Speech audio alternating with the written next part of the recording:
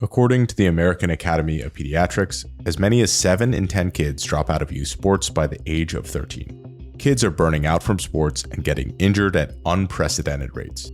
While parents and coaches often have great intentions, the approaches that they take can suck the fun out of the game and also reduce the chances that their kids succeed. Some may see that Tiger's dad was using prisoner of war techniques to make him mentally tough, or that Michael Phelps didn't take a day off for more than 4 years. They think that these extreme approaches are what made them into champions. These are almost definitely not good approaches unless specific conditions and circumstances are met. Today, I talk with Dr. Stephen Reinlie, an advocate and student of long-term athletic development, to dispel some of the myths around raising kids to become great athletes. We touch on the stages of athletic development in kids, how to effectively communicate with kids at different levels of psychological development, and how and when kids should specialize. Dr. Reinlie, welcome to the Exponential Athlete Podcast. Ken, thanks for having me. Again, we started talking about long-term athletic development.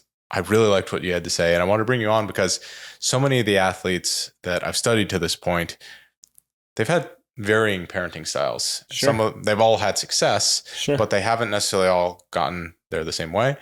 And I'm hesitant to recommend any of the parenting styles that I've seen because I don't think that it's a guarantee that raising a kid in a certain way, like the ones that I've studied, a Tiger, a Kobe, or a Federer, would necessarily lead to the best results. Whether the best results are athletic performance, or just enjoyment of the sport, or just learning the overall important skills that sports provide. So, wanted to have you in to really dive into this, like what is long-term athletic development? What does that mean for parents and coaches as they raise their kids to hopefully be great athletes, but more importantly, be great people? Sure. Yeah, absolutely. So super thankful to be in. I'll give you my best shot as to what I know about LTAD or long-term athletic development. My heart really gets spun up in this because, as you've already pointed out, I'm a doctor. I'm a chiropractor, right? So I see people from the clinical angle. I've been treating youth athletes. I've had professional athletes and everywhere in between since almost 13 years ago. I've been in practice now. Before that, I flirted with being an S&C coach. My baseball coaches in college, bless their hearts, didn't know a damn thing about hypertrophy or when to run. We were still running 2 miles as our fitness test as baseball players in college. So that tells you a lot about where we were at. So I really got in like Tudor Bompa's work. That was like the first S&C book I read on periodization. So like, I guess that warped me in terms of like, now I always start with the end in mind with everything, which kind of goes seamlessly with LTAD, right? So outside of just being a clinician, we can dive more into that stuff. I'm blessed to be a parent too. So I get to see it from that angle. I've got 2 completely uniquely different boys. They couldn't be almost even more opposite than they already are. It's like my wife and I were the complete opposite, which is great because as a clinician, I've been training my entire clinical life as I get to deal with one different human to the next, to the next, to the next, which is awesome. So I've gotten ample exposure of how do we make this work in whatever domain, specifically LTAD, right, for my boys. I've been fortunate enough to be elected to our Little League board. So I'm getting my feet wet with that. We have our first big board meeting tomorrow night. And they have me on the facilities team. So I'm definitely miscast because I don't know what the heck I'm doing there. So, but one of the guys that I know put me on that team. He's like, hey, you can just do whatever you want. So I'm going to really push into like, hey, what can we do to bring to this league? How can we not only make it better, but give these kids a better shot and also not hijack the kid from their family so they can play a sport, right? That's super important to me. And then, I was an athlete, so I've seen it and lived it to some degree. I volunteer. I coach in the summers with Round Rock High School's summer baseball team. So I have it from a bunch of different angles, and so I'm really grateful to be able to share some of that today with your listeners. Amazing. Well, I'm looking forward to a lot of the sharing. Before we do that, and as part of that, let's try to level set. What at a high level is long-term athletic development? I think giving a nice rounded definition or an idea of a concept can help us get really into the weeds around this. Absolutely. So I've read enough to know, so I'll give you kind of like a very simple version of it versus like a really stiff version of it. But it's thinking with the end in mind, Long-term athletic development is exactly what the name suggests. We are looking at the athlete, whether male, female, doesn't matter what sport they're in. And we're thinking about where do we need to get to and where are we at, right? Most of us get into sports at a young age, 4, 6, 8, something like that, just because our parents are like, you got energy, you need to do something, right? Or we're supposed to do that, or whatever the reasons are. Maybe the parents played, maybe it's just fun, right? But at some point along the way, we make that transition to, hey, I'm just kind of casually throwing the softball around with mom, or I'm chucking the football with dad, and we get into flag football or whatever. And then the kid starts to gravitate to it. And then you get your first experience into being immersed into 8U sports or 6U sports or 10U sports, whatever that looks like. And so LTAD for me, when we start thinking about it, is how can we prepare those that are going to have their hand in that cookie jar? They're going to have the biggest impact on those critical ages, because the people that really talk a lot about LTAD and the ones that write about it are generally SNC coaches, right? And the large bulk of SNC coaches live at the collegiate level and beyond. And once you reach that point, you're no longer in long-term athletic development, right? You're developed, right? And you've gotten there somehow, some way. So really where my passion is like, let's help the parents, because your parents or the guardians or whoever is toting that kid to that practice or that game is going to have one of the largest influences as to what that looks like. They're also the ones writing the checks, and they need to know where do I put my money? Who should I listen to? Who is, and I don't say this in a negative way, but who is kind of just selling what they think is right versus sometimes the people that they really know what they're doing. Sometimes there's a method to the madness, and it's just hard to see because it looks a little different, right? You see some of these guys online. I won't name names right now. We can maybe link it later or something, but they'll have kids just running, jumping, balance beam work, doing somersaults and stuff like that. And parents are like, whoa, what does this have to do with soccer? It has everything to do with soccer. How many times have we seen guys barely get clipped and they're somersaulting on the ground because they're in horrible pain, right? So like, I'm kind of teasing there, but the idea is we have to be able to change directions. We have to be able to explore our body. We have to be able to understand what that looks like. And so in short form, long-term athletic development really is just a roadmap to get our athletes to that elite stage, or at least an opportunity to walk through that door if they choose to.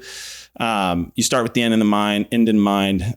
Generally, if you're going to write a paper on this and publish it, you're going to talk about a specific sport, right? And the qualities of getting to that elite level gymnast. And then you work backwards from there and what those ages are. But you would break it out into what's appropriate to their first few ages, 4 to 6 and 8 to 12 and 12 to 16 and 18 plus, right? And then those are slightly different ages based on gender, of course. So girls develop faster than boys. And so we can get into those nitty gritty bits, but really it's just a roadmap. So when we talk about the end in mind, what does that refer to? Is that, hey, this level of performance? Is that, hey, the kids are not burning out? Is that, hey, the kids are staying injury free or minimizing the risk of injury? Is that, hey, we want the kids to have as much fun as possible through this whole program? Or are those all buckets within this broader umbrella? Yeah. So the answer is yes. So all of those things. I'm going to take a real holistic approach to it because, we'll probably dive into this a little bit, and you and I have already spoken about this, but there is, for lack of a better term, there is a Tiger Woods effect, right? I think there is some misconceptions that people just think, man, I got to put in my 10,000 hours, and how can I get my kid to do that faster? Right. I just got to put them in front of a net, hit balls. Right. And somehow magically one day they'll be able to, put a ball within 6 inches of the cup when that moment really counts. And that's just not how it works. Right. It's all those things. I think it's in the eye of the beholder. I think it comes down to what maybe that parent, since we're talking a lot about that, and parent coaches, right? Volunteer coaches, because that's who's getting the bulk. Like half of LTAD happens before kids are 10, right? And so once they hit 18, they are already scholarship athletes. Or if you're a gymnast, you're competing in the Olympics, right? Or you might even be aging out at that point, right? And then if you're in some of our more mainstream pro sports, you're getting drafted or you're getting that D1 scholarship opportunity, and you still have a bit more development to go, right? But I think we're going to be talking largely to a lot of those real key holders. And I think each coach, each parent has to decide, where is the value here? When they're really young, the value should be in, how can I get this kid to fall in love with being active and be curious about how their body moves? How can I foster an experience that is going to keep that kid wanting to come back?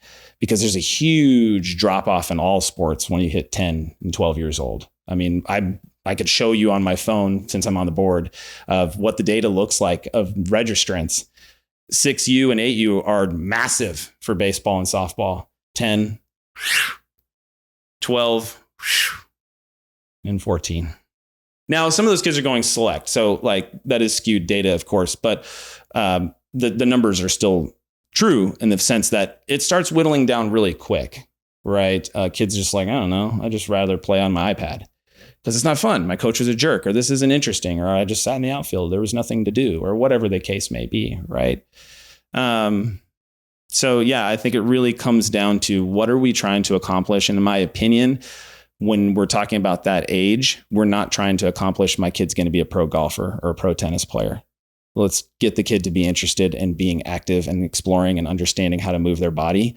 And then if luck would have it that they start showing a real aptitude for striking a golf ball at 12, like I've seen a couple of kids like that.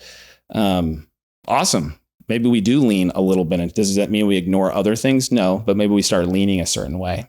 So to like maybe paraphrase or put what might be my own spin on it, it seems like all of those things we described, the injury prevention, the burnout, the performance, and the enjoyment of the sport, those actually don't have to be at the same time. They can be they're roommates. Yeah, they could be successive. Like in the beginning, probably not super worried about kids getting injured. They're made of rubber. It's just major safety stuff, right? Like not paying attention and getting clocked on a football, right?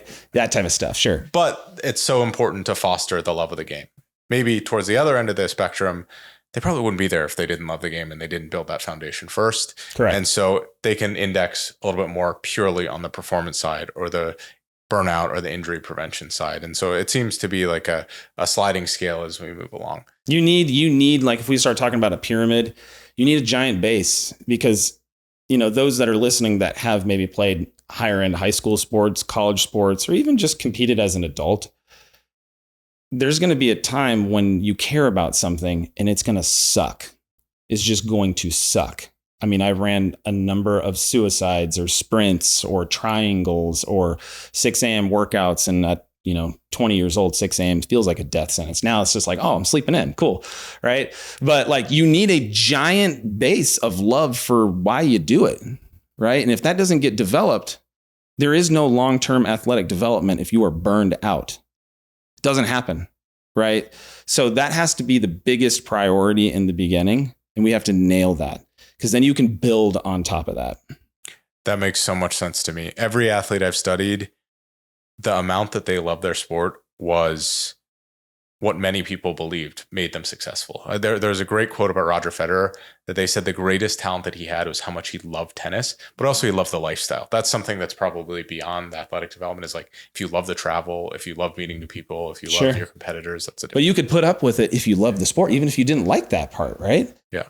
But it even compounds if you love that part too. Now you double down, right? Yeah. So let's go through maybe what the stages of long-term athletic development are. And I'd love to get your thoughts on how people can foster the love of sport for these kids.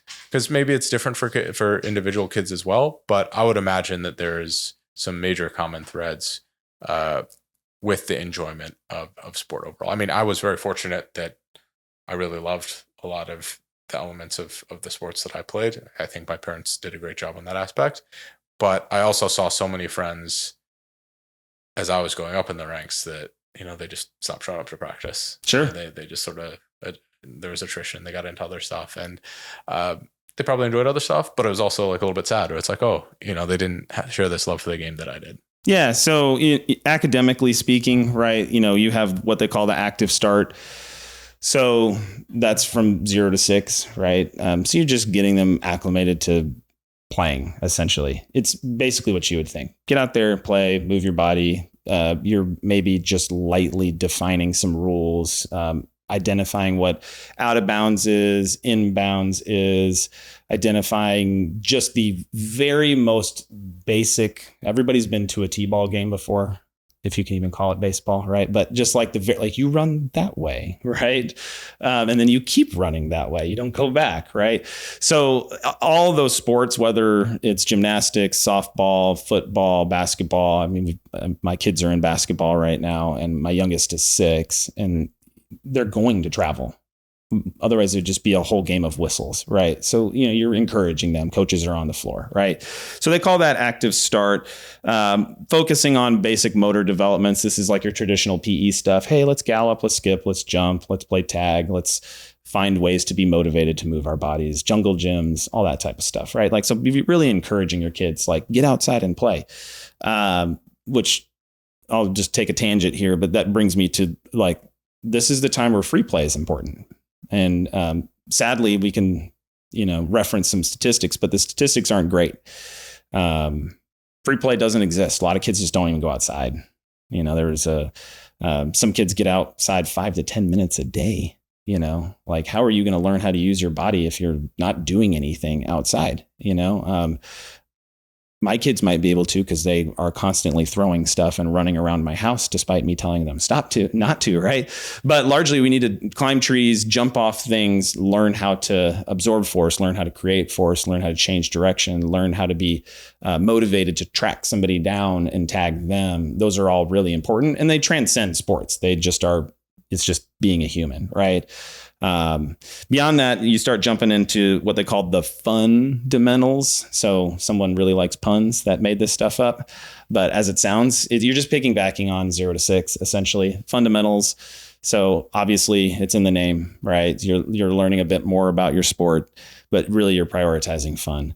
This is where gamification is extremely important. Like when I coached baseball this spring, largely I put together our baseball practices, and everybody in the baseball world now pretty much understands, statistically speaking, putting the ball in the air is better than putting the ball on the ground. Now, we're not playing Major League Baseball. That doesn't really exist in coach pitch baseball. Putting the ball anywhere helps you score runs, because most of the time they can't make outs, right?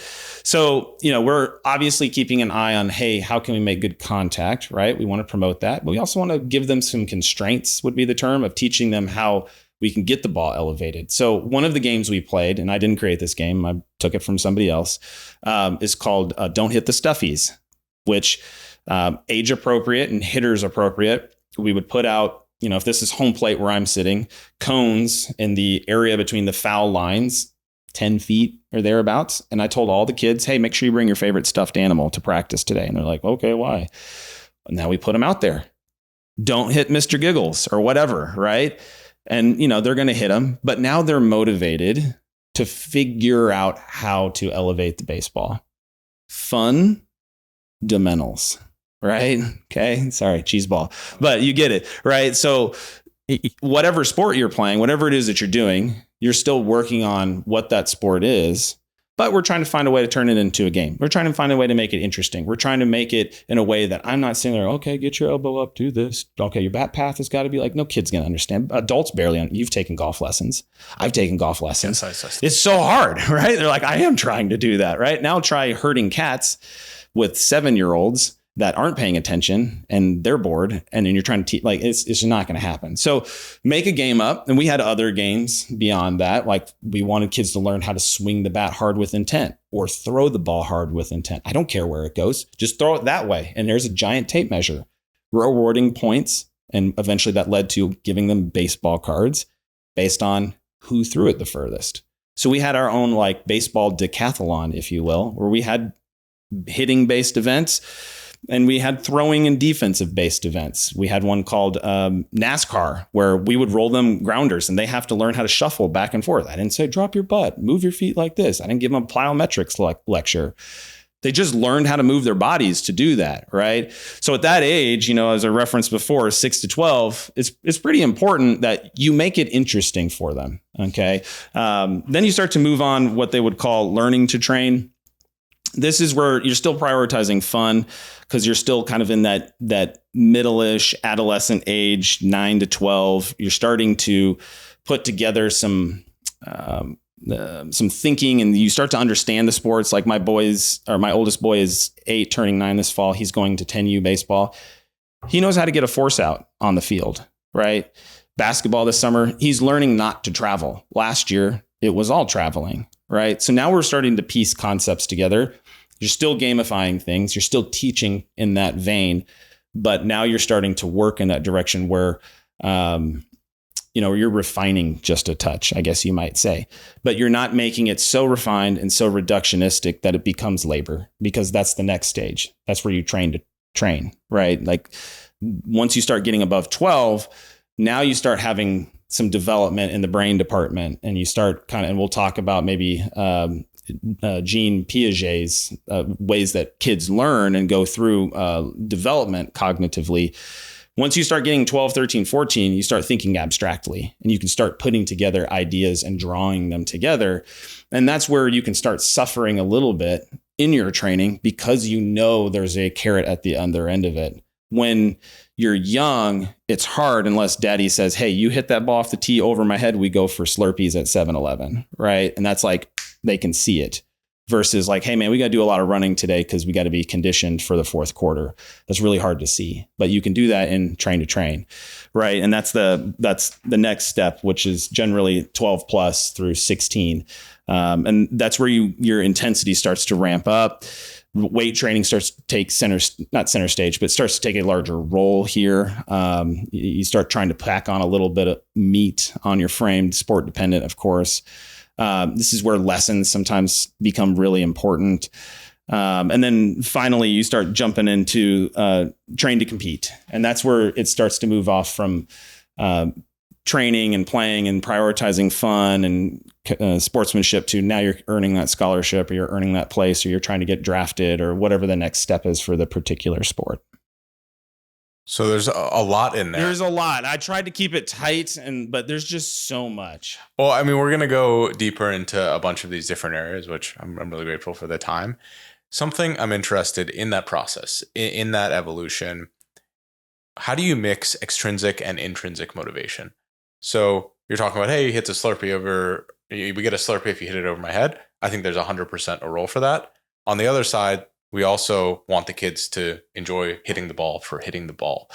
What are some of the things, and at what stage does that happen? I think, to be honest, in the early stages, there's going to be a little bit of bribery. Sure, right? duh. But there's a certain point where the kid is getting up and saying, oh, I want to go practice. I want to go do this because it's fun. I want to go this maybe to see my friends.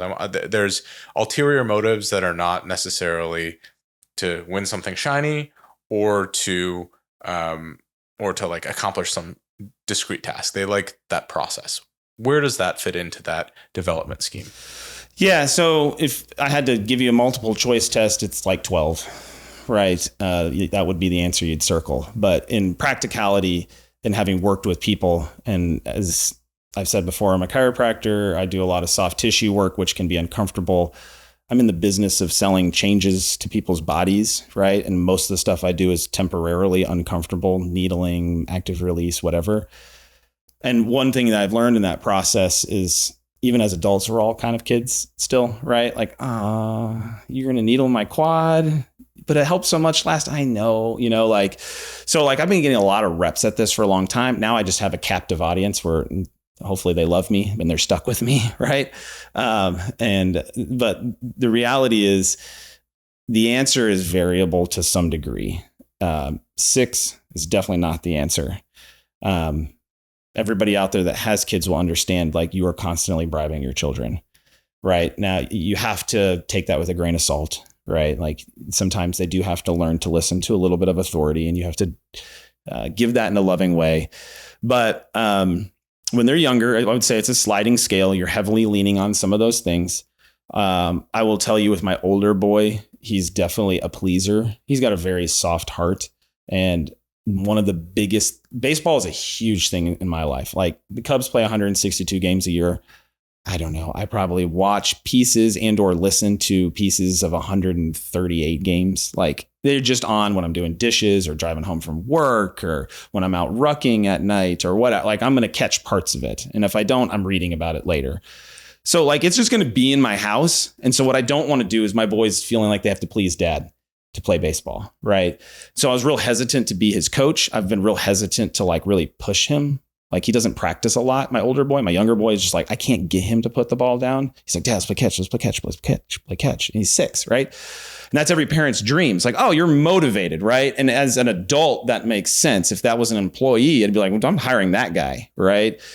But they're not adults. They're not tiny adults. They're little children, right? And they have their own aptitudes. And I'm still getting to know them. And I don't know what they're going to be like 2 or 3 years from now because they're still figuring themselves out. I'm still figuring myself out. I'm 38, right? So in short, that answer is it just kind of depends. But 12 is kind of where they start hopefully getting some cognitive development where maybe we can do some abstract thinking and we can kind of change the dialogue, and they should start taking a little more onus of their own to that internal motivation versus me externally motivating them.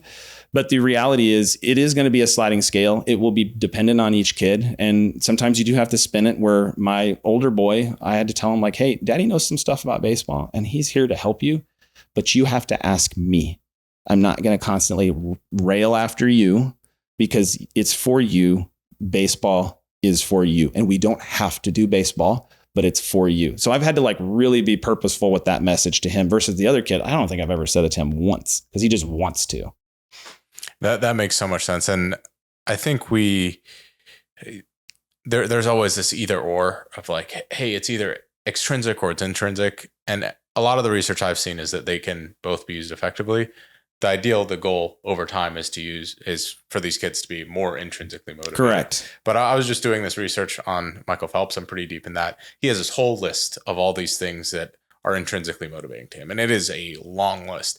And then at the end, he's like, yeah, and every time I beat a world record, I could buy something, like whatever I wanted, basically. It's the simplest answer, right? You're like, damn it. And I bought an Escalade and I put spinning rims on it, and that's like another thing. But it isn't the only thing, which is the beauty of it. It's hey, like I got to go play, I got to do all these other things, and then at the end of the day, though, like I'm kind of the belief.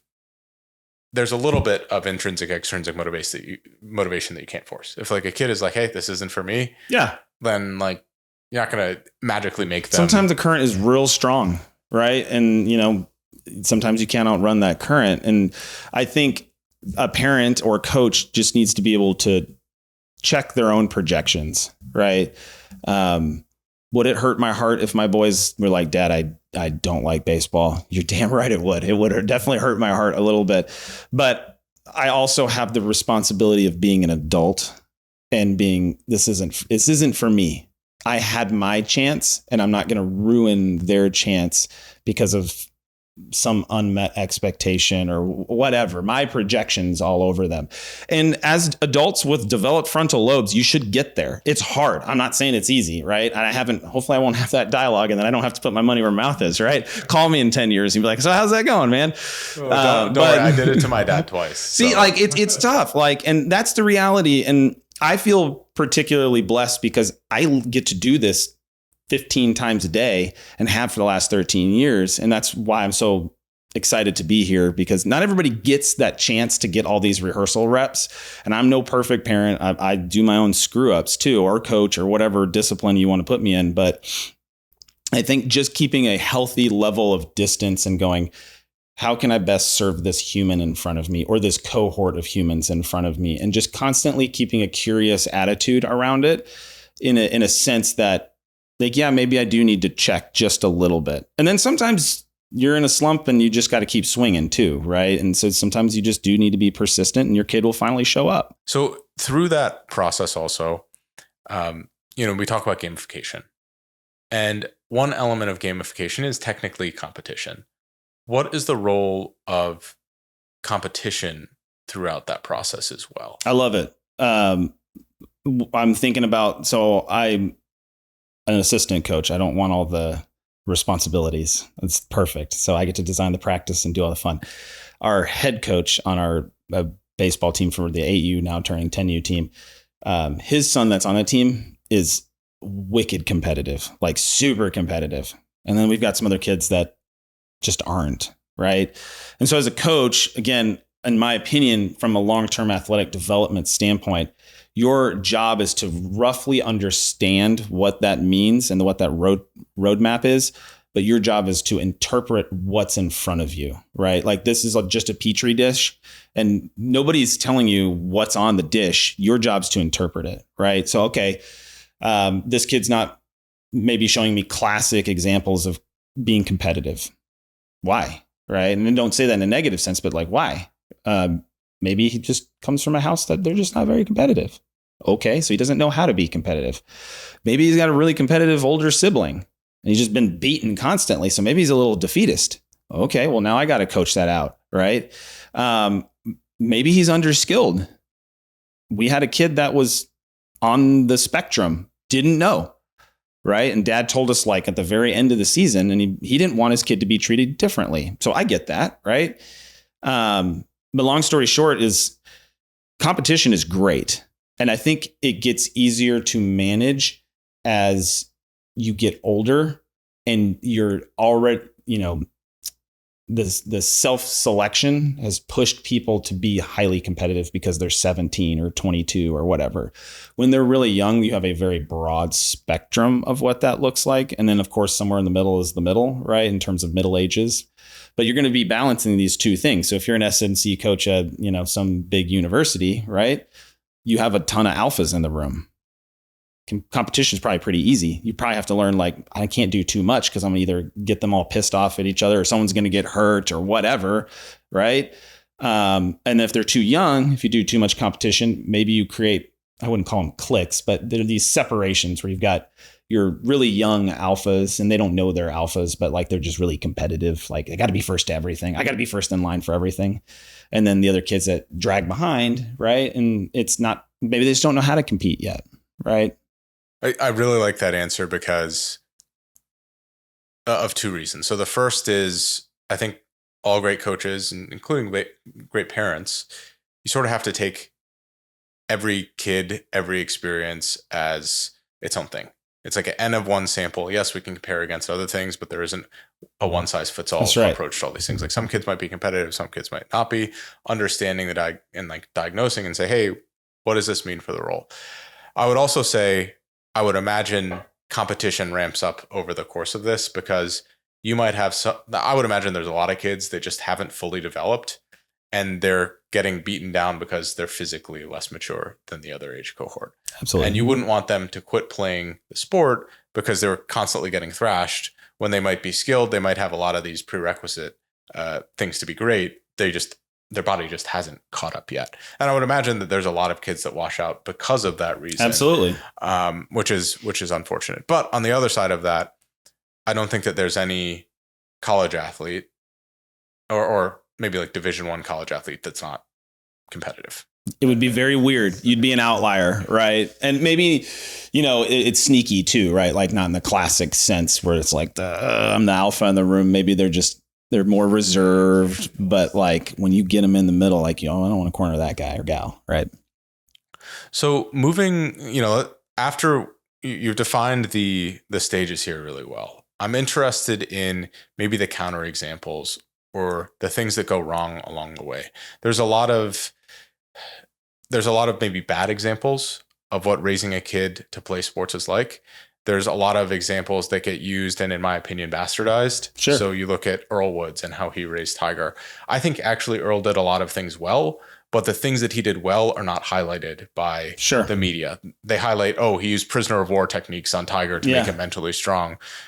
And that's the wrong message. You shouldn't be treating your kid like Weird how sometimes that stuff gets left out, right? Yeah. When I haven't studied the Williams sisters yet, but apparently their father was like a very domineering, kind of overbearing parent.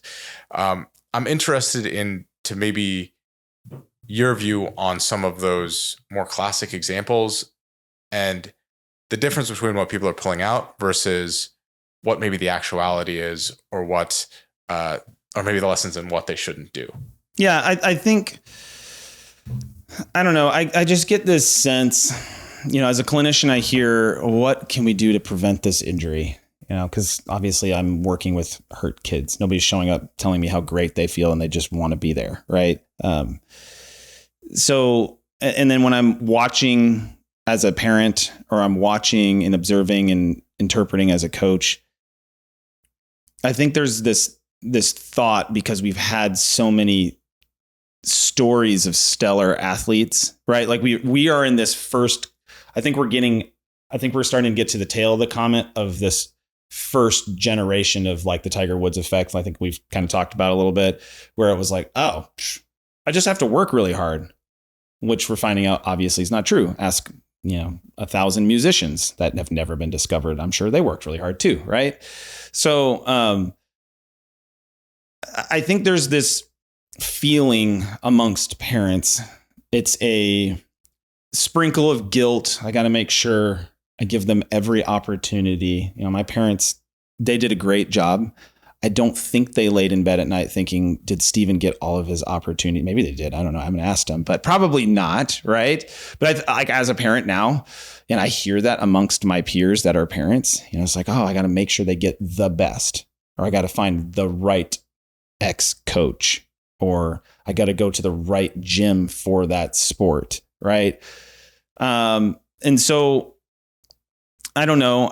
I'm having a hard time putting together an idea around that. The fact that parents and coaches just want this roadmap, and I don't think it exists.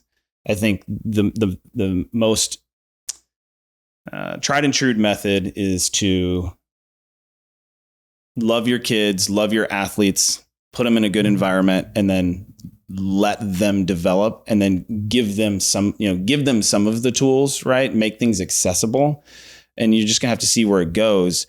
But yeah, I really think just this idea that we've become infatuated with, and it's probably immersed in our culture as Americans, that if more is good, or some is good, more must be better. And I think we've misconstrued that. And I wouldn't shock me if this next generation, here in the next 10 years, and they have their own kids. And so 20 years down the line, we start to see a little bit of an about face from that thinking. And maybe it's a little bit more nuanced. At least I hope. But yeah, I think those are the big ideas that I have around that thought process. So the Tiger Woods effect, correct me if I'm wrong, is largely that, hey, Tiger, one, he largely specialized. He also practiced all the time. So I should make my kid practice all the time. Correct. That's what I reference. Grind it out. Tiger, his dad proselytized.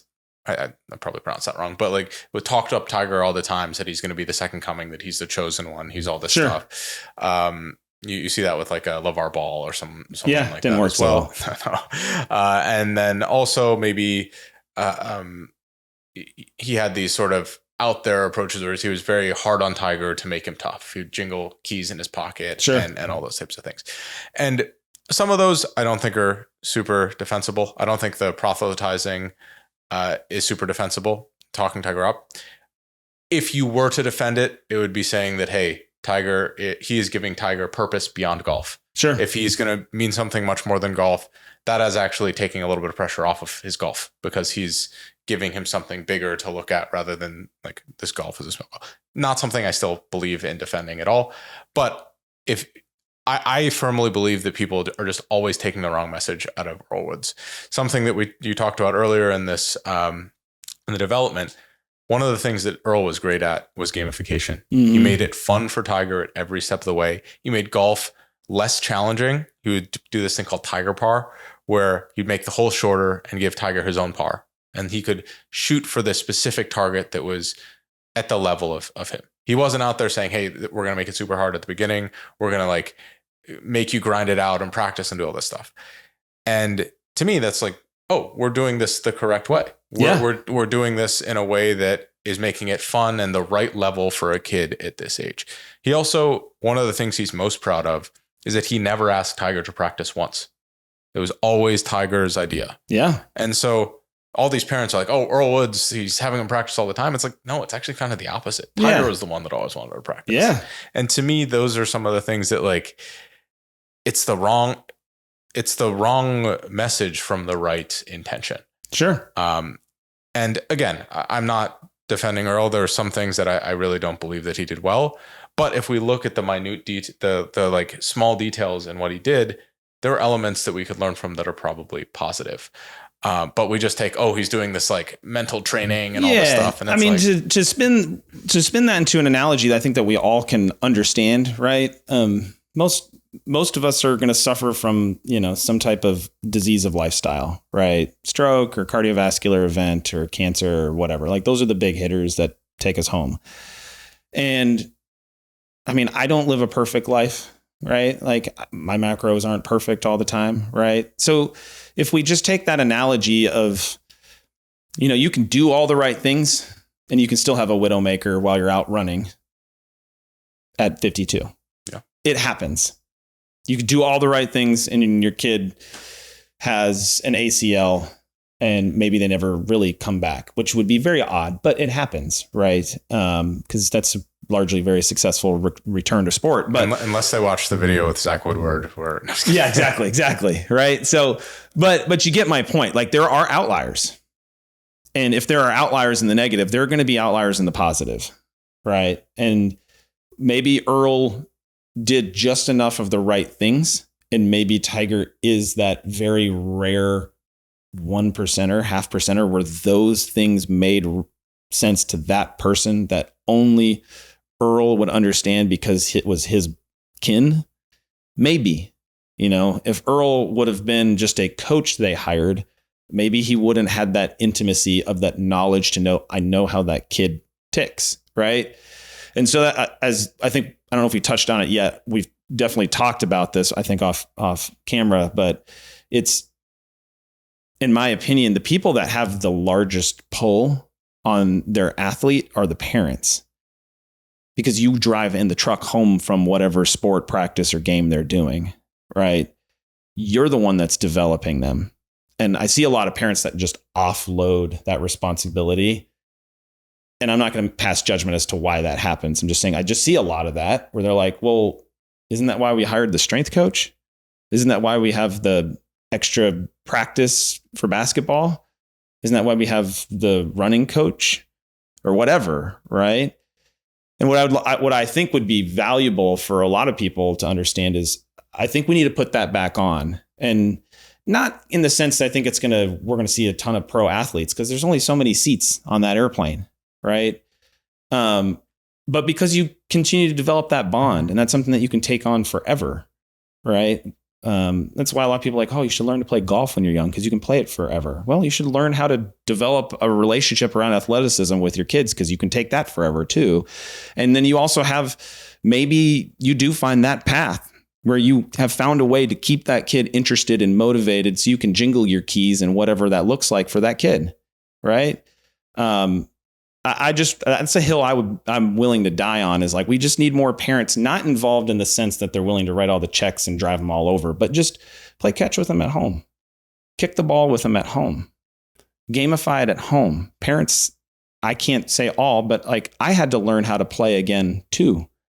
We become adults, we go to school, we graduate, we get into our professional life. Happy hour is like the only time we play. And that's not a great thing to have. You know what I mean? Like we need to learn how to play so we can teach our kids how to play. And sometimes the reverse happens. We have kids and kids teach us how to play again. I think that's a beautiful thing. And you brought up a really interesting point. Maybe rewinding a little to the Tiger stuff. Earl was Tiger's best friend. Yeah. He knew him really well. He knew exactly what he could do to push him. He was able to push the boundaries because he knew him so well. And I think many parents, they don't really know their kids that well in that domain, right? They might think, oh, Tiger could handle this, my kid can handle it. It's like, no, have you talked to your kid? Well, that's the thing, right? Maybe that parent has done this and Earl never did. Yeah. Well, so in a sense, Earl did at a certain point leave all the golf coaching to a coach. Sure. Right. Obviously now what we're talking about in terms of the responsibility, he still played with Tiger. He still would practice with Tiger. He was still involved, very involved in golf. What is the role of the parent then? Where it's, where does that, where do you like pass the torch, or how do you stay involved when someone else is doing the coaching? I mean, I think the majority of parents, maybe 95% of parents, should not be coaching their kids about the technical details of their sports. Yeah. But how do you stay involved without crossing that line of being like, oh, you should do this, you should do this? Because a lot of the time it's sort of the blind leading the blind. Sure. Yeah. I mean, it's obviously very nuanced. That's probably going to be the title of this episode, is Steven thinks everything's nuanced. But I was watching the home run derby Monday night with my boys. And somewhere along the way, I can't remember if my wife or my boys asked, like, who's throwing the baseball to the hitter? And why I'm thinking of that is, I think it was 2019 when Bryce Harper won the home run derby. His dad was. His dad was throwing the balls to him. So is his dad teaching him hitting right now for the Phillies? Probably not, right? I hope not. I hope not for the Phillies. They mash, so maybe he is. I don't know, right? But he's still involved, So that answer is on a sliding scale, just like almost all of this stuff is. Like I started when we had the beginning question. LTAD is a guideline. It is a roadmap. Each and every athlete is their own thumbprint. And that doesn't mean we're all special snowflakes. I'm a millennial, so gosh, maybe I have my bias there, right? But what I'm getting at is, you as a coach or as a parent, when I say coach, I mean parent coach. Know your boundaries, stay in your lane, but it doesn't mean that we can't learn how to drive in new lanes. Just be respectful of the fact that you might be the slow driver in that lane. And so if you're really good at gamifying things, if you're really good at encouraging, do what you're good at, and then take your curiosity to where you have your shortcomings, right? There will come a point where the game just has changed. And I'm going to speak to baseball because that's what seems like my boys will be interested in, and who knows if it'll change. But I'm not going to understand all the new swing and pitch data.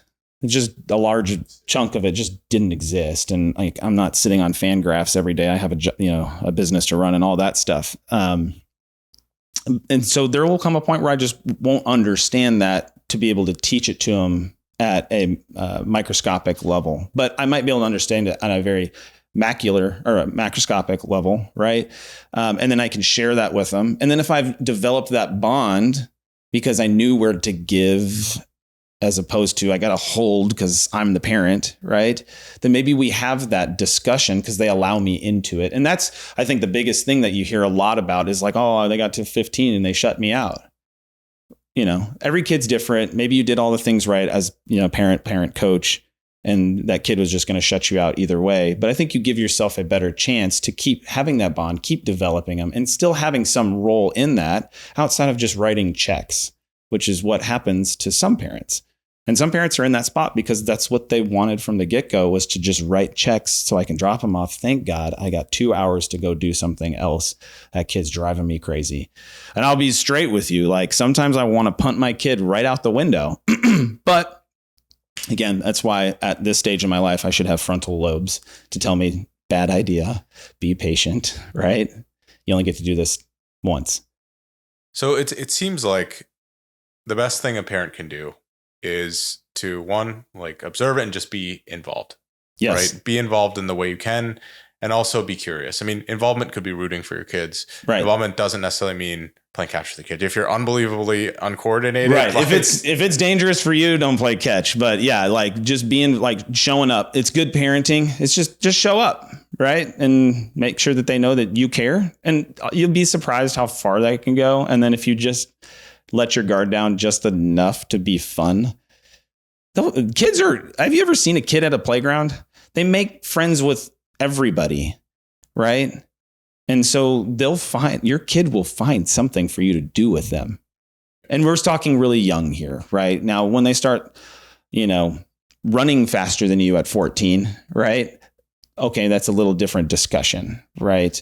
But largely just they'll find a way for you to be involved, especially if you've been reasonable to be involved with. Well, especially now with kids developing and the technologies and things that we have. If the technology was around when I was playing more competitively, even when I was getting older, I would love for my dad to just hold the phone, like video the swing. He doesn't have to tell me what to do or any of those types of things, but just being involved, being an asset, being helping there, playing chipping games with me or whatever it is. It doesn't have to be in a coaching or a recommending. It's just doing the activity with me. And I would have laughed my ass off to watch my dad go to the batting cage with me back. Who's not going to want a great relationship with their parent?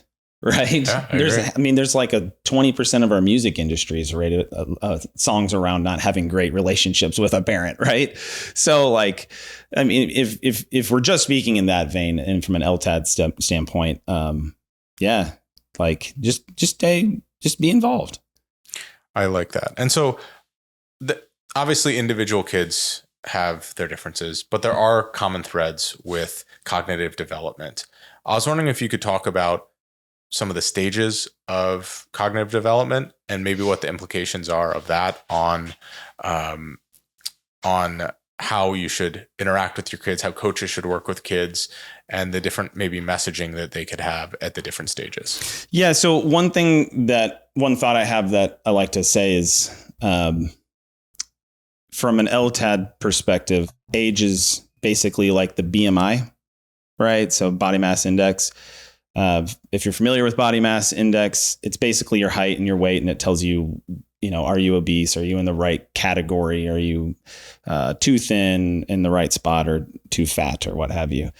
Anybody that's had a DEXA scan or something that measures their body percentages from lean muscle mass to fat to whatever, knows how inaccurate BMI can be at some point. If you're at all athletic and you put on some muscle, then you're just like, I've been overweight since I was 20. I started putting morbidly obese. Yeah, exactly. And clearly we're not morbidly obese, right? So age can serve that same purpose from an LTAD perspective. But going back to what we struck on around 12 is where we start to enter in that I can start putting together abstract thought.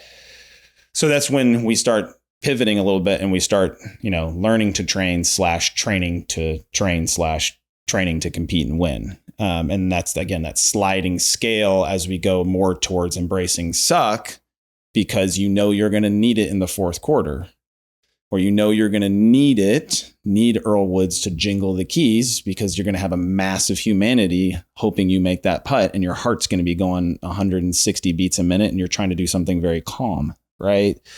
So then the approach with that is obviously age specific. On your 12th birthday, you certainly don't just wake up and go, oh, cool, I can put ideas together, right? It's you have to understand the athlete. You need to have rapport. So again, I'll go back to parents. Parents obviously are going to have the most access to their child. But if you've been fortunate enough to find an org or a coach that you can follow around, that's a critical age where if that coach is with it and aware of these things, can start speaking a little bit to that stuff. Maybe the talks at the end of games start to just have drips of real life application outside of the confines of sports. Again, I'm going to go to a holistic approach to LTAD, right? If we start just thinking very microscopically about LTAD, you start talking about gameplay and certain strategy things. Like this summer when I coached baseball, talking about outfielders, it's no longer good enough just to throw the ball in when we have a run scoring from second base to home. Now that guy runs to second, and what did we just give up there? A force out at second, and we put him in scoring position, right? And that's that next level thinking, where before they were just doing rote memorization of, oh, I get ball should go to cutoff should go to home plate, right? No, we want to preserve the double play. That's hard to teach at 8. It's not a thing, right? At 8, I'm just like, dude, put your glove here. Right? Stop trying to catch it like this with your glove in a funky position. We're still working on the basics, and having that dialogue isn't going to work. Mental prep, right? Visualization starts to become possible at this age, right? Visualization's further down the road. Like, I'm not going to send a 14-year-old kid home going, hey, visualize your swing. Let's get 100 reps of that. Like, sure, if you want to do it, great. I think there's better uses of your time, but you can start maybe doing a touch of that. I was talking with a high school baseball coach yesterday. And he's talking about his warm-ups and things that he wants to do in the fall. I said, Coach, are you doing anything for your mind? And I'm not saying that in a cheesy way, but he's like, well, I mean, yeah, we have some mindfulness resources and stuff like that. But I'm like, what about like a 2-minute, just warm your mind up? Like, we're warming our bodies up. Why don't we just take 2 minutes to like, hey, let's warm our mind up. Let's get focused. So we can have high intent here so we can go get the best out of our 45 minutes of training before the buzzer rings and kids got to go home. And, you know, there's 15 on the low end, 16 through 18-year-olds in his class. That's prime age where you can start talking about that stuff. Those things aren't going to resonate at 7 at all. I've seen coaches try, and I commend them. I think their heart's in the right place, but I don't think it's possible. Piaget's stages of cognitive development would suggest that it's not. Right. And I'm not saying he knows everything, but, you know, that's a good theory and framework to start thinking, all right, when do we start having those dialogues? And that extends into the training too, right? It doesn't have to be just mental work, but like the reason why we're doing these drills is for X reason. Well, when you're 8, you can't put those things together. When you're 18, you can go, I get it. Now I know why we're practicing that drill. It doesn't look like it makes any sense, but that is completely applicable in this spot for this reason. That makes so much sense. And to me, you know, we have these disconnects between the stage of the kids and the perceived stage of the kids by the coach. Mm-hmm. Could you talk a little bit about maybe why that goes south? I mean, it seems like there's really good intentions, and you've talked to me a bit about this offline, but often it's not an issue of intention. It's an issue of development and communication. Yeah. So I just think there's a woeful understanding of these things. Like, I think the two biggest things that hurt youth sports and athletes are when I hear parents, and I've been guilty of this myself, say things to the effect of, I wish I had this when I was a kid. No, you don't. You wish you had more free Cokes after you finished your game. You wish you had more Chick-fil-A after your games. You now wish you had that. You're an adult and you wish you had it, right? And you wish you could be 11 again, right? It's just a projection. And it's a good one. Like, I have that too. Like, my kids just got to go on Wrigley Field and American Family Park or Field, whatever it's called in Milwaukee, through some people we know. And like, heck yeah, I would have loved to do that when I was 6 or 8. Now, I would grow up and be sitting in this chair and be like, I don't know, is that what you're supposed to do when you visit ballparks, right? They have no perspective. And I can't give them that perspective. I can just say, hey, make sure you say thank you to Mr. So-and-so that helped us do this, right? But yeah, I think that's a friendly, dangerous thing to say is, I wish I had this as a kid. And then I think the biggest thing that hurts youth sports outside of that is just a bunch of well-meaning adults, right? Like, they just want to give kids all the things they think that they need. And really what kids need is they just need an environment of safety. And I don't mean that frou-frou-y, but like, hey, I can come here and I can try hard and no one's going to criticize me for showing up and giving effort. When you're young, attitude and effort. That's all that I'm asking for. Attitude and effort. And when we practice in the spring or in fall with our coach, our head coach, like that's his big thing. It's like attitude and effort. And all the kids know. And we say it before practice, after practice. It's one of those things that we're trying to drill into their head because they're 7 and 8 years old.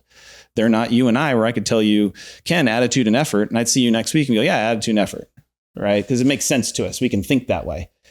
So well-meaning adults for sure. And then I wish I had that as a kid. I think that really distorts and kind of warps things for a lot of kids. So that I wish manifests itself in living vicariously through kids. Totally. I mean, Instagram is filled with that, right? The wrestling mom. Watching my kid do things, and I travel around to all their games. Like, and I'm like, don't say I can't enjoy it and post it and be proud and all that stuff. But boy, I mean, I think we all have seen a lot of that. Oh, yeah. Well, I think that you get like the tiger parent has a little bit of that mentality. And I really resonate with kind of the other topic as well, in the sense that I forget what the example I was going to say was. It was the Federers. Their only care about Roger was how he handled himself on the court. And as a kid growing up, he had an unbelievably bad temper. So he was throwing his rackets and all this stuff. Completely surprising to anyone now who sees how full of grace and poise he is. Yeah. But his parents basically, they didn't care if he won. They didn't care of these things. If he was throwing tantrums on the court, that's unacceptable. Yeah, they just want him to be a good human, right? And that comes before being a good athlete. Heck yeah. Or it should come before. It should. It doesn't always. There's the guy that chain smoked till he was 92, right? But largely, I'm not going to pick up smoking, right? So like, let's start with the basics. So a big topic in sports, youth sports, in development is specialization. Mm-hmm. David Epstein wrote a book called Range. I think it's on one of these shelves somewhere, which I really liked. It talks about how an athlete like Tiger Woods and Roger Federer are very different in the sense that Tiger specialized and Federer did not. I think that it's a little bit tenuous that Tiger truly specialized. He was very interested in like the military training and a lot of these other things, which could be lumped into the realm of sports. But the overwhelming idea is that in sports, it's a benefit to have range, to have breadth in your development. When should kids specialize? Obviously, I don't think an age is appropriate based on what we were saying before. But what are the signs maybe that a kid might be inclined to dive in to play one sport more seriously than others? Yeah, so I might have a slight, I don't know if I'd call it a contrarian view, but I might have a slightly different view on this. I would not say a kid should specialize when they feel like they should specialize, but that should be maybe taken into consideration. A kid at 6 is not going to come to me and say, hey, I want to be a PO, a pitcher only. That's not a thing, right? Or dad, I just want to play basketball. That's it, right? Now, if it does say that to me at that age, then I'm going to say, oh, cool. Why? In a heartfelt sense, not in a like, well, why? Like I'm judging you. In hopes that I can flesh out like, oh, I just really like watching LeBron James. I want to be just like him. Now I understand your motivation. You don't really want to specialize. You don't know what that means. You don't really just want to play basketball. You just want to be LeBron James. Hey, LeBron James played football in high school, right? Yeah. That's where you would go, is you would say, well, how do you think LeBron James got to be LeBron James? Well, I don't know. Right. And so you have that dialogue and you start to flesh it out for them in a non-judgy, threatening way to where they can understand, oh, well, LeBron James had range. He did a bunch of stuff. Cool. Don't you think you should do that too? Because you want to be like him? Oh, yeah. All right, cool. Well, we can play basketball 2 or maybe even 3 seasons if you want to, but let's pick something else. And so my kids, the way that we think about it is baseball is a skill first sport. And since their predilection is towards baseball, they really want to play baseball. And I believe that organically, I'm fairly certain at this point, they're not doing it to please dad. I know my youngest child isn't. I want them to have range. So we pick other sports to complement baseball. So we play basketball for 2 reasons. 1, change of direction. There's a ton of moving without the ball, right? And 2, it's inside and we live in Texas. Okay. My wife was asking me at the end of the spring season, should we play soccer this summer? I was like, heck no, right? Let's play basketball. You can largely get the same things. Now, if the kids were like, hey, dad, I really want to play soccer, of course we would play soccer, right? I'm kind of only teasing. But yes, we are trying to pair an athletic based sport with a skill based sport. So skill based sports, and I don't even know if this is a thing. This is just how I think about it. Tennis, baseball, softball, golf. Usually involve a ball. Oh, well, yes. Well, there's a lot of skill, right? There's striking. Like there's a whole bunch of athletes that can play those sports. Tim Lincecum, right? Pitcher for the Giants. Dude was 140 pounds. Name a golfer. They're all 140 pounds, right? Except Brooks Koepka, Bryson. Yeah, right? Exactly. Right. But so what I'm getting at is you really just need a ton of skill. Yes, they're athletes. I'm not saying they're not. Yes, they're strong, pound for pound, probably some of the stronger people we have, right?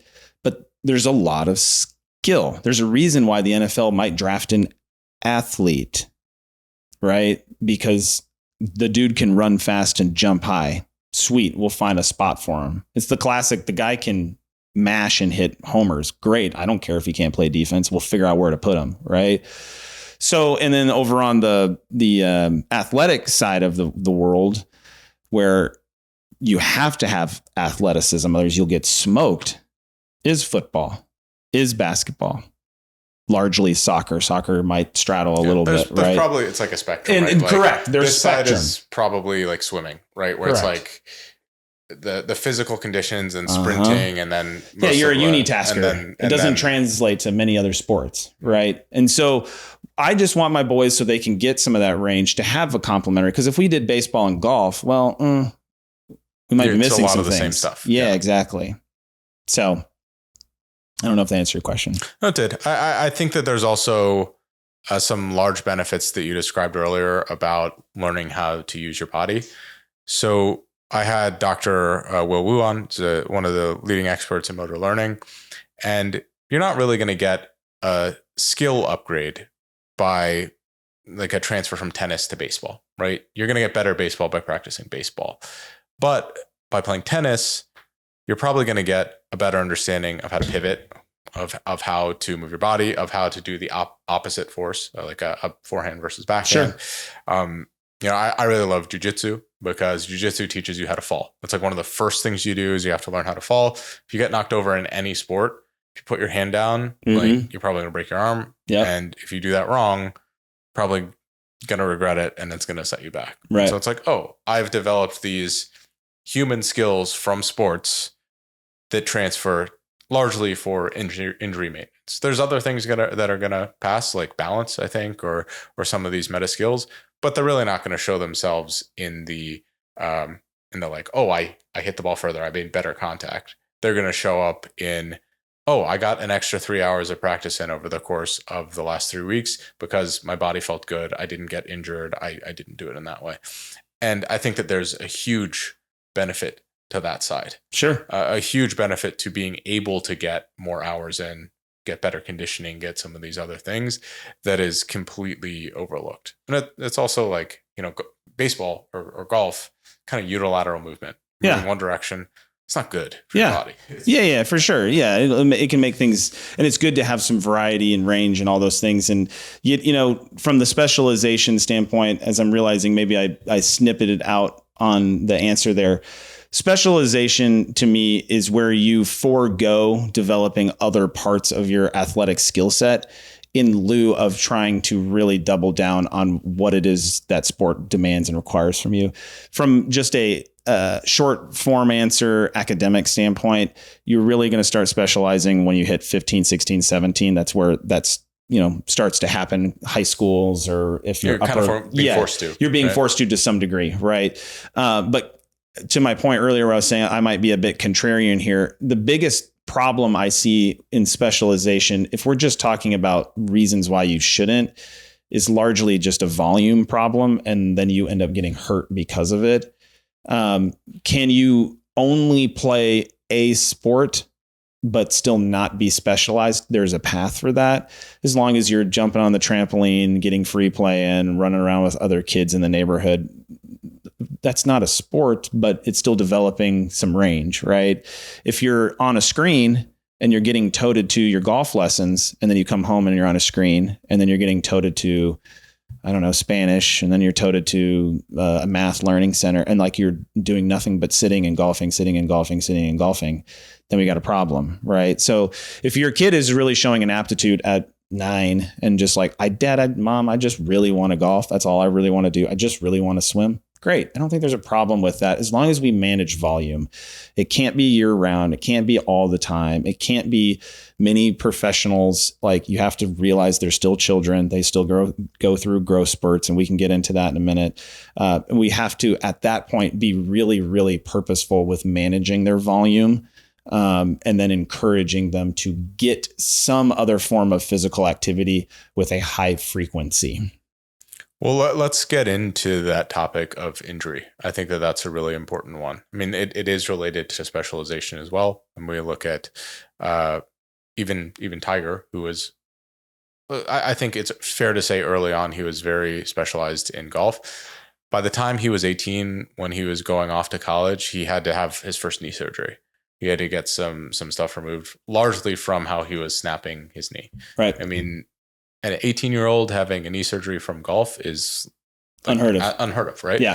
And so there are implications there. There's obviously also implications around trying to progress too fast. I mean, obviously in baseball, at least when I was growing up, there's this prevailing like wisdom, which is like, hey, don't throw a curveball too early. It could mess up your elbow.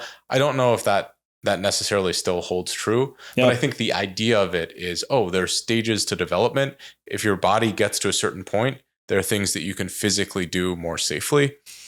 And I'm wondering what that progression might look like. Obviously, it kind of sounds sports specific, but are there milestones or are there details within a framework or research that you've seen that might help to mitigate some of the injuries as kids grow up? Yeah. So we talked about this off air. Everything is mitigating injuries, right? If your coach or blog you read or Instagram account you follow or whatever is just like injury prevention this, injury prevention that, they either need to be citing research, which is few and far between. It is the Don Quixote of sports science right now is how do we prevent.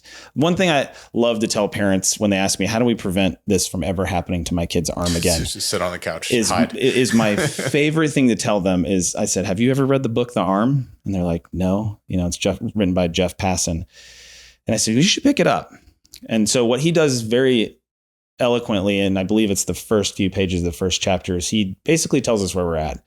And these numbers, I'm sure, are out of date, inflation, blah, blah, blah. Time has happened. I think this book was written in 15. Maybe his data he collected was in 15 or 16. But largely what he references, and I'm 99% sure I'm going to get this right, is the year that he's speaking to, baseball spent $1 billion of their salaries on pitchers.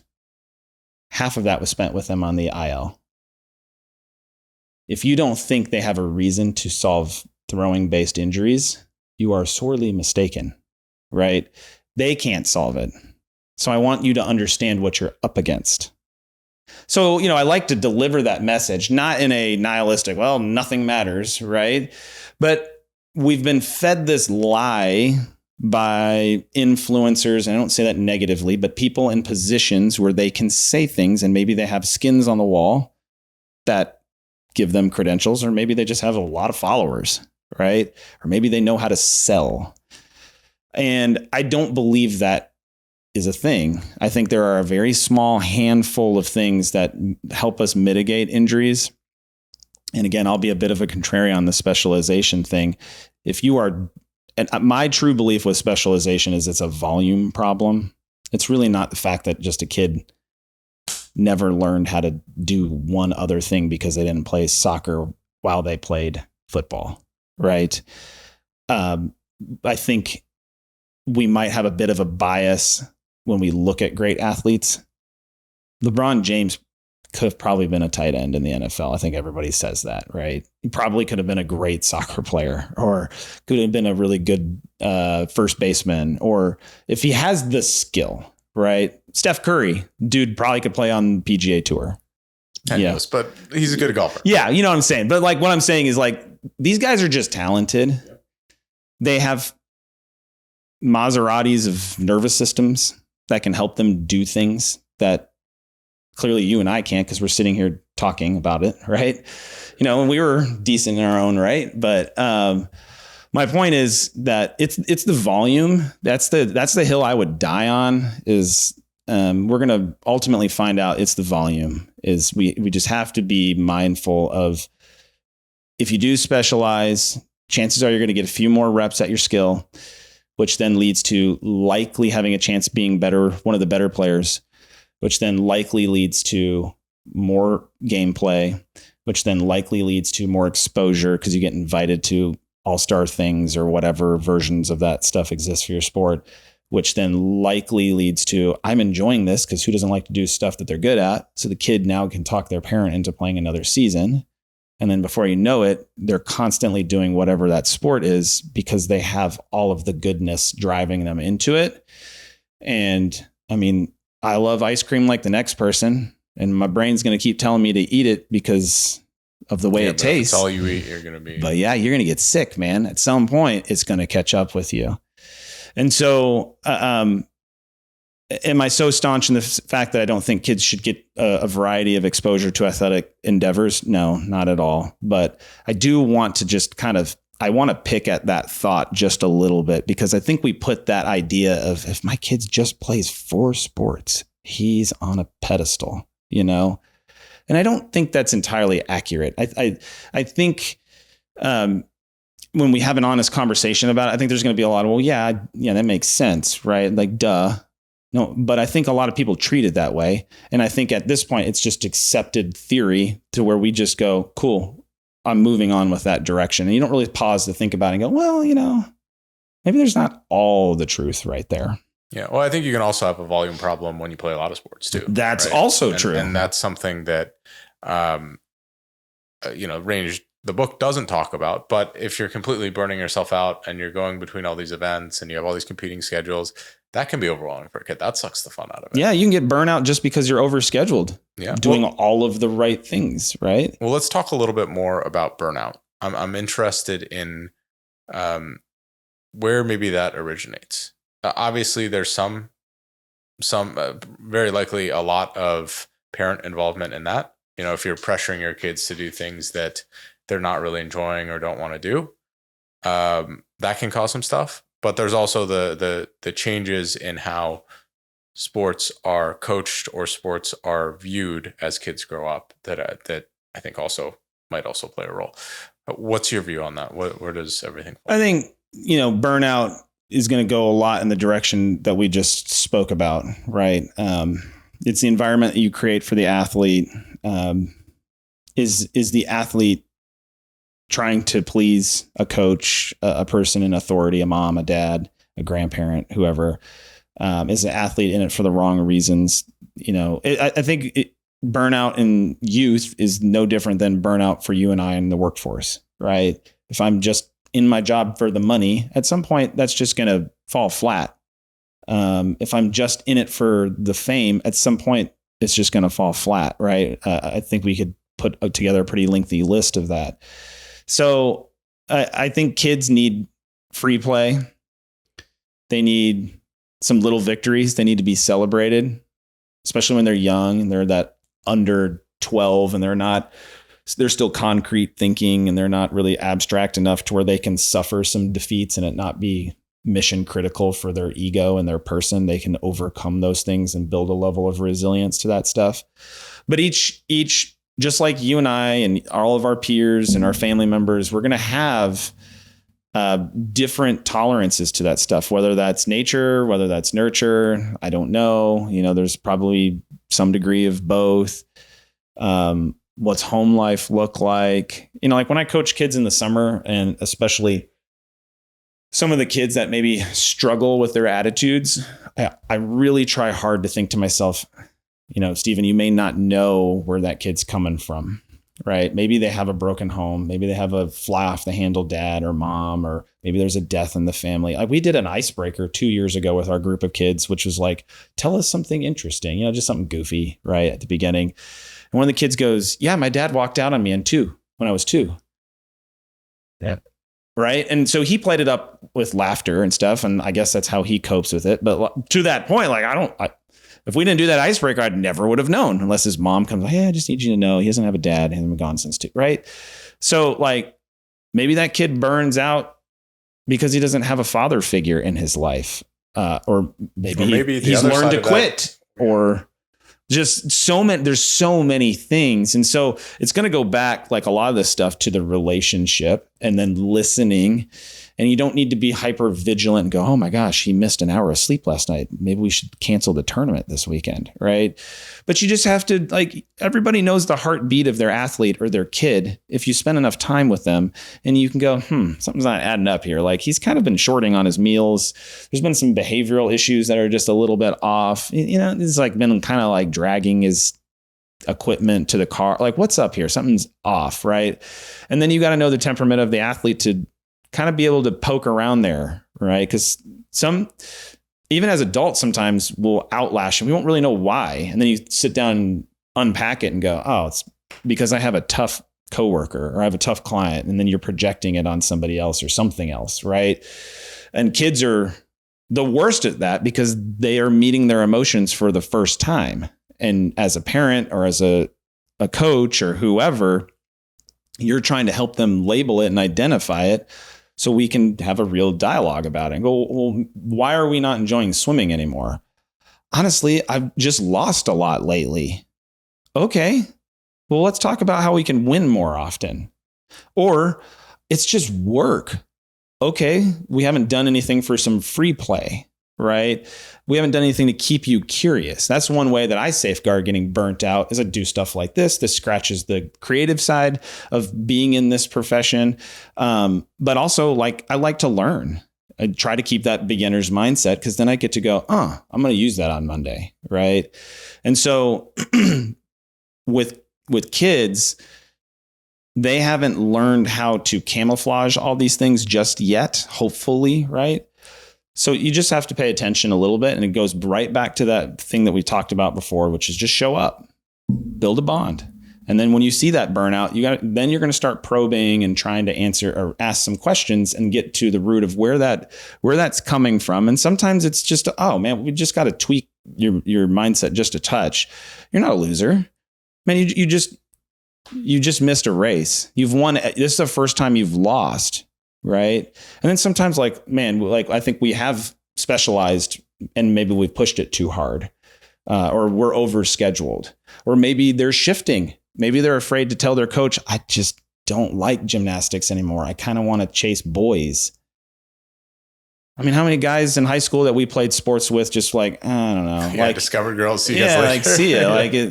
She's cute. Y'all are smelly and coach is a jerk. I'm out. Right. And that's okay too. Now, and we don't have to project this is the only time you're going to get a state title ring or whatever. Yeah, it's an issue if you're still talking about that 20 years later. Yeah, exactly. Right. So we need to just have that dialogue, her some space, and maybe it's just a blip and they needed a breather. And then sometimes it's just life's changing. And, and then as a parent or a coach, you got, if you're a coach and you're responsible for keeping your job and putting food on the table and winning, then yes, you probably do need some level of concern. And okay, maybe I do need to move on. I need to fill left tackle now. Right. But as a parent, you got a little different dialogue. What's the best way to handle this? You just give them some space for a little while. Maybe she does need to just focus on going to the lake and hang out with her friends, and social media has been beating her up because she's never there and because she's always traveling for softball. Right. Okay. 4 months later.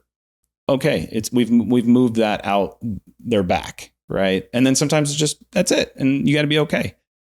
So I would imagine that evolves over age. So burnout in kids, probably because it's not fun. Sure. Big time. Burnout in adults is probably, if I'm remembering from the professional setting and the research I was reading, it's lack of autonomy, lack of control over outcomes. And then there's one other big factor. Probably a sense of purposelessness or. I think that technically falls under the control of outcomes. But there was one more, which was, I can't remember off the top of my head, but I mean, would those factors also play a role in these kids? I mean, because sports are a little different where it's do you really ever have control? I mean, I don't have control over where I hit in the lineup. I don't have control over some of these other things, but I might have control over how much I improve or how much I work. And then autonomy, I guess I can go practice on my own. If my coach is always overseeing me, maybe it's not as fun. It's interesting to see those two domains. Yeah, those are all abstract thoughts though, right? And so burnout really starts to take center stage 12, 13, 14, 15, of course. That's where we see the big attrition in sports. So if they make it through that, they might act. And I wouldn't always say that's burnout too. A lot of that is, I don't know, it's boring. I just don't want to play soccer anymore. In a world now with all the technology, social media, everything's boring. And I can play soccer electronically and compete in e-games, right? Or whatever the heck it's called. I don't clearly do that. But yeah, I mean, I would have to say that without citing research, just using common sense and being a human, they're probably very similar. As an adult, the gravity of burnout is a little different because most of us are not just financially independent at 32. So you can get chewed up because you've been paying your dues for a while and you're like grinding hard because you really want that promotion or whatever. And then sometimes you put yourself in bad spots. You've just compounded, you've laid brick after brick after brick of, I bought the big house, I overspent on the truck, I made this commitment, I made that commitment, and I'm still living to paycheck and I'm earning $225 a year. Well, is it really burnout, or is it because you made a bunch of living over your skis decisions, right? Maybe you put yourself in a position to be burned out. As an athlete, maybe your parents overscheduled you and they put you in the position to be burned out. And to that point, I remember the last thing, a factor in burnout for profession is feeling like you're not learning or evolving anymore. Curiosity. Exactly. And you'd mentioned it before. Yep. It finally came back. But that to me is something where it's like a kid feels like they're not improving. Yep. That's a big roadblock. And that's where measurables, and I'm going to sound like the old man screaming at the sky on his lawn, but like we live in the data age and we're largely bowing at the altar of data. And I love data. There was a time where I was a data chaser. And then as I've started to live a little more life and see how it can also cut back, right? I don't think anybody would debate that. Now, from that standpoint, capturing data for the right athlete can be really valuable so they can see concrete examples of little bits of progress. Where that's probably going to come into play, right, is going to be later on, 14, 15, 16, 17, 20, whatever. It's not happening at 10 because you get all the nature things of like, oh, shoot, I grew 3 inches and now I can hit the ball an extra 40 feet or I can swim or jump higher or whatever, right? So as long as you're growing, you get the change, and nature kind of preserves your ability to maintain your interest. It's when either you stop growing or maybe you're really late and you're growing. And again, that's out of your control. And then you start to get into that train to compete area where it's hard to see the changes coming. We've gotten out of the beginner gains, to use an analogy from the weight room. And now you're doing your 5x5s. And you're like, well, shoot, maybe I got to do a Windler, or I got to do this, like superset it, or maybe I got like whatever. Like, so now that's where the curiosity comes in. That's where the coach comes in. And that's where at that point, we've probably transitioned out of parents taking a really hard and steadfast role in this. Now they're still developing at home the mindset. Again, I'm gonna go to that holistic approach, but the SNC coaches in the high school level, the third party coaches at the high school level, because not all high schools have SNC, and then collegiately, the SNC, or professionally, the SNC coaches, that's where they're starting to pull those levers. Like, how can we eke that out of you based on how I manipulate your training? Because you're no longer a novice, young, trained athlete. You are someone that's at least moderately trained. And then data can be super helpful there. Yeah. I mean, I'm obviously a huge data. I know you are. I felt like I was being like a little sacrilegious for you there. I actually see a lot. And one of the reasons I started this podcast is there's so much more to sports performance than data, right? I mean, data is only a small portion. It's a great diagnostic. It tells you where your issues are, but it can also be misleading. I mean, there's professional golfers that I know, and they really love trying to hit the ball further because like, oh, I can see it. Mm-hmm. Like, look, I hit it further. Like, look at the stats. I'm hitting it further. It's so much harder to measure the other aspects of performance in golf. It's sort of like, oh, how do you measure if you hit more greens? You have to do it over the course of a round of golf. Mm-hmm. In a drive, you can see how much further you hit it. The latency between the outcome and the work you've put in is so much shorter. And people are always going to gravitate to that. Does that mean that they should always try to be hitting it further? No, because there's one, a theoretical limit. Two, there's risk associated with that in terms of injury and some of these other things. And it might mean that other areas of your game might suffer, but it's measurable. Well, so here's the thing too with that, because, classically trained as a clinician, you should be measuring, and does your treatment change outcomes, right? And there's a litany of ways that we can measure, but just keep it really simple. I have seen in my own experience where data and measurables can be cheap, but they can also be extremely powerful. So to the person that might be hopeless, so in my world, right, low self-efficacy, I've seen 6 different providers. Nobody's helping me with my shoulder, right? And then you could have the defeated athlete getting passed up. I used to be really good, but I maybe was a bigger body. So I was ahead of the scale. So I could power my way to a lot of victories. Now everybody's caught up to me. I'm not as good anymore. Maybe I need to give up, whatever, right? Oh, we just need to tweak your data. Oh, I just need to work on your shoulder internal rotation, or use my dynamometer and show you that your external rotation is, we can measure it and it's way weak compared pound for pound, this side to that side, or whatever, right? Light bulb goes off. Cool. I know what to attack, right? Also, what happens if you improve it and it doesn't change? And then we have that data that we have to contend with. So then it comes back to the psychology. It comes back to, how do you, as a coach, connect with that athlete, right? So much of, in my opinion, again, developing, that's the name of the game. Long-term, how are you developing this athlete, is understanding your athlete, right? And because if you do improve that measurable and it doesn't change their performance, now I'm driving the ball 15 yards further, but my scores are still the same. Where do you go from there? Right. And so that's the nuance of this, is you have to have that discussion. And some people get in like in my shoes as a clinician, they get icky on the inside. Like, well, something must be wrong with you. Right. And want to, okay, maybe we just pulled the wrong lever. Great. Now you're stronger. Okay, great. Now you hit it further. Let's tweak this next part of your game, right? And so you have to know your athlete, and you have to be prepared to have that dialogue if it doesn't go perfectly to plan, because if it doesn't, there are some athletes that will just quit on you. I'm just never going to get better. Yeah. I mean, part of it's also is about, like, are you training for the test, or are you training for Absolutely. the sport? Absolutely. A lot of the times you took a standardized test. It's like, oh, these kids are testing great, but they fail in every other aspect of their life after school because we're getting them prepared for this specific thing. And that does not translate to the game of golf. It's just like the distance analogy. It's, oh, are we training to hit the ball further, or are we training to play really good golf? Yep. And those two things are correlated, but they aren't necessarily causal, and they're not necessarily, they are fairly highly correlated as it goes. Sure. But they're not, again, directly like this causes this. No, you hit the nail on the head. I mean, I took the TPI, Titleist Performance Institute power course, and that was the first thing they started with, is like, here's a list of the top 10 drivers. Here's the money they earned. Here's the list of the most accurate drivers. Here's the money they earned. And you don't want to be on that second list.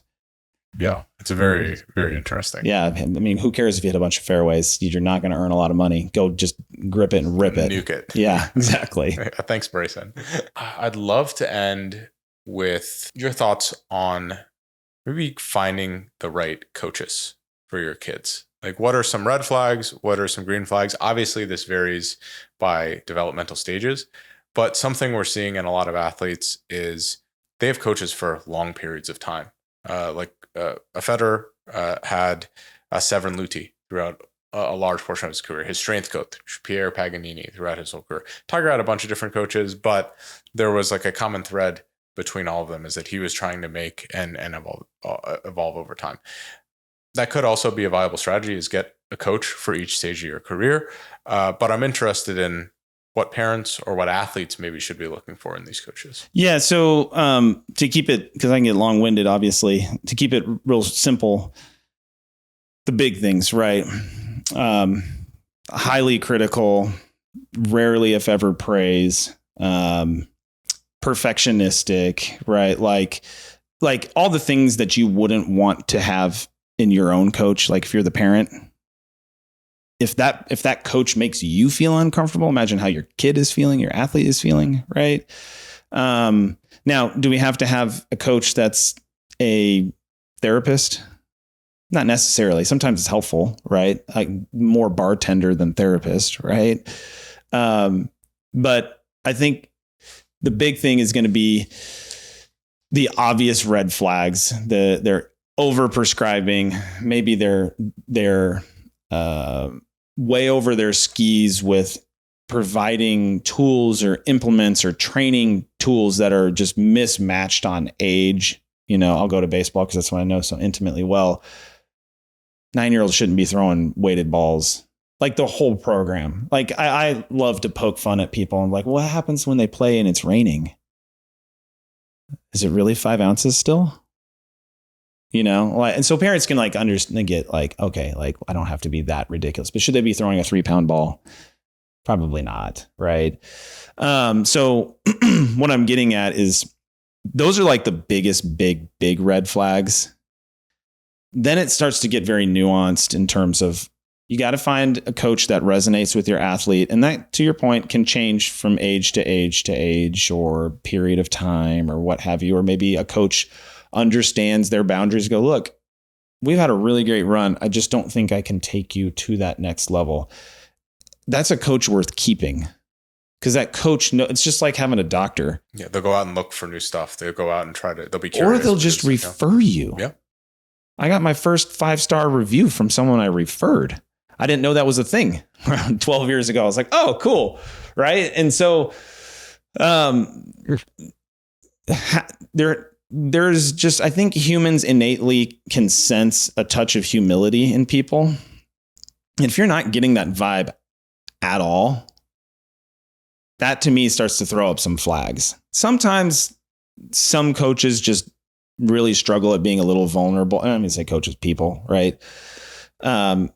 Okay, cool. But like, if they are just my way or the highway, it's, I know everything. Like, I don't know, especially in this world, I'll be the first to tell you there's no way to know everything. You're in data, you understand. There's just, it's not possible, right?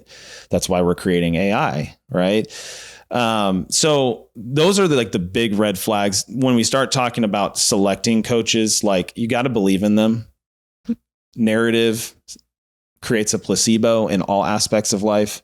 If you don't think you're going to be the best, like I was at a gym this morning and the guy that owns it and runs it, he has his master's in some version of psychology. I can't remember, but he has this picture up and it's a cat looking down at a reflection in the water and sees a lion or no, a tiger. Right.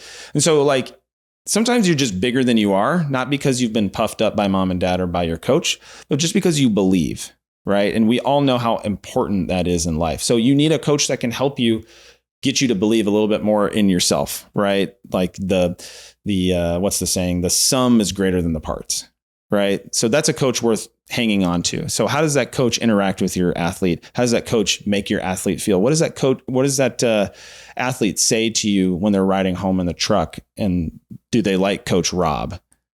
Do they like Coach Jan? What do they say to you? What are we learning from them? What'd you work on tonight? Are they patient? Are they just generally decent people for the most part to be around? There are jerks, and some jerks really take people far. I'm not going to say that doesn't happen, right? But if we had to give a very broad statement, because there's just very few jerks that are awesome, there's more jerks that suck, right? Well, especially with kids. So. Yeah, especially with kids, right? And that's the big one. If you get recruited to go play at UT to swim, which is an amazing program, you just suck it up. Right. The dude's got plenty of pelts on the wall. So you don't really, I guess you have a choice because you could go to Notre Dame or you could go to Kentucky or you could go somewhere else. Right. But that's a different ball of wax. What your question really is centered around is I am paying for that coach to coach my athlete versus they're paying me to come to their school and I'm accepting the terms of that commitment. Right. Or I got asked to be on Team USA. Well, Team USA picks their coach. Right. And so those are the big things you want, especially at those critical ages where you're trying to drive home love for the sport or love for being competitive. And we're sub 12 years old where we're just not going to have abstract thought. It's just all concrete thinking. Your athlete needs to be able to enjoy, just very simply, just enjoy being around their coach, and their coach should be positive and should praise and should hold them accountable. But at the same time, they should be a good communicator in such a way that this is the drill or this is the expectation. We're going to talk about it. The younger they are, the more patient they need to be and repetitive they need to be, right? As they get older, the repetitiveness and the patience starts to come down because you should be paying attention. You should have those skills to, hey, that's what he asked me to do or she asked me to do, and that's what I'm going to do, right? And then once that bridge starts to cross, you're really starting to cross into high school. And then depending on the sport, some high schools, they'll still prioritize playing in that sport. But like here in Texas, like girls soccer, it's kind of a joke. Most of it's done at the club level. That's where they really compete, right?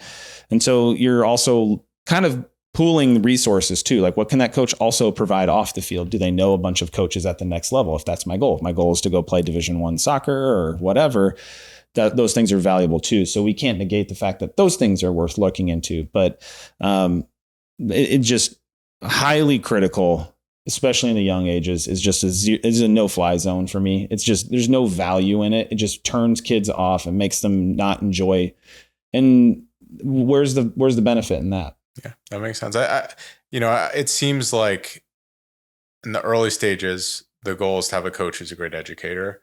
And then in the later stages, you generally want someone who can be a little more hands-off and is focusing on helping the athletes stay accountable. Yeah. And to be able to do things themselves. I mean, what's the definition of a great teacher? Is someone that makes themselves obsolete over time. Right. How do you, self-adjust or make these changes? Obviously, you're always there as a resource. It's great to have those people, but coaches shouldn't necessarily be around forever. You're there to learn from them. Correct. Yeah. I mean, you're going to give a lot of fish away to those young kids. And then at some point it's like, all right, man, I'm going to go take a snooze. You got to fish. Right. And so, and then each athlete's a little different, and you're figuring out how the further we go into athletic development, the more the coach becomes a psychologist. You are to some degree a psychologist when you're young, but really you're just someone that's incredibly patient, kind, warm, encouraging, and knows how to like orchestrate cats playing baseball. Right. I've lived it. I've done it. I have to keep telling myself, just be patient. They're 7 or 8 or whatever. Right. But when you get far enough along, you have those cognitive skills to go like, yeah, the coach maybe was kind of a jerk today, but I know the athlete should know, has my best interests at heart. If you're not, and as you get older, it's for the athlete. The athlete needs to start firing their coaches. When they're young, the parents need to start firing their coaches. Right. So as you get older, you should know to some degree what makes you tick. How do we resonate with that person, program, group of people, right? And then you should be taking some of the autonomy there. Doc, this was incredible. Thank you so much for the time. Yeah. How can people learn more about you, what you're working on, and where can they find you? Sure. So I'm just starting my own practice. This is day 2 of hanging my own shingle. So it's In Motion Sport and Spine.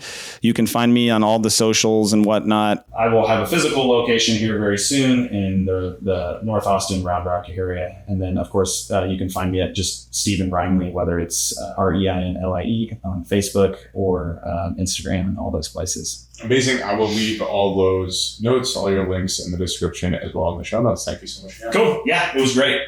Thank you so much for tuning in to this episode of the Exponential Athlete Podcast featuring Dr. Reinlie.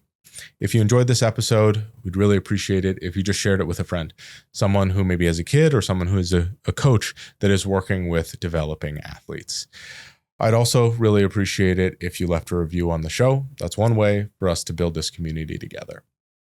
I'll also say that if you're interested in helping me improve the show, giving me any feedback, giving me information about topics you think would be useful for us to cover, or athletes you want me to study, please reach out on social media, either Instagram, Twitter, or email. That's available through the YouTube channel. I've also linked all of those in the description to the video and in the show notes as well. Again, thank you so much for watching, and let's continue to pursue excellence together.